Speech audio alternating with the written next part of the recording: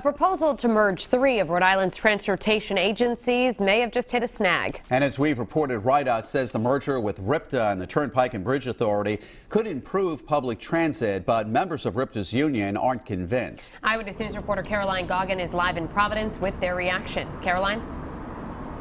Well, Shannon and Mike, the head of RIPTA's union tells me they move about 50,000 people through the state every day, many of them passing through right here in Kennedy Plaza in Providence. Well, tonight, members of his union voted against a plan to merge with the state's Department of Transportation. He tells me he believes RIPTA can manage just fine on its own.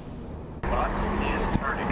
A proposal to merge several of Rhode Island's transportation agencies overwhelmingly shot down by members of RIPTA's union Friday night with a vote of 589 to 6. Not long after, we caught up with the president of RIPTA's union. Our roles are completely different. Rhode is in charge of rehabilitating the highways and bridges and construction of that nature. Cute says, on the other hand, RIPTA is in the people-moving business.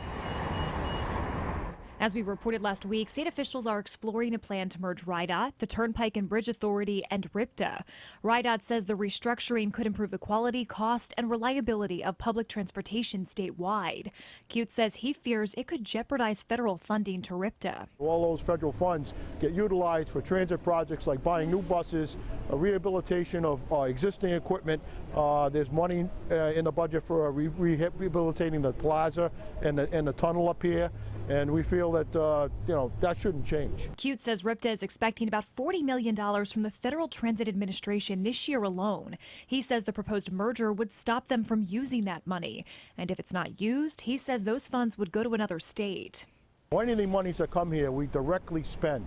And that creates jobs, it creates opportunity, it gives the bus rider a better experience with the equipment that we have. RIDOT Director Peter Alvidi, who we spoke with Wednesday, says the proposed merger could actually lead to an increase in federal funding, which he said would allow the state to make improvements to public transit.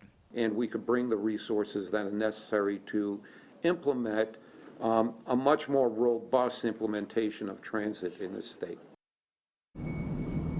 And I did reach out to RIDOT tonight to see if they had any comment on the vote by members of RIPTA's union and what exactly would happen moving forward with this proposed merger in light of the vote tonight. We are still waiting to hear back.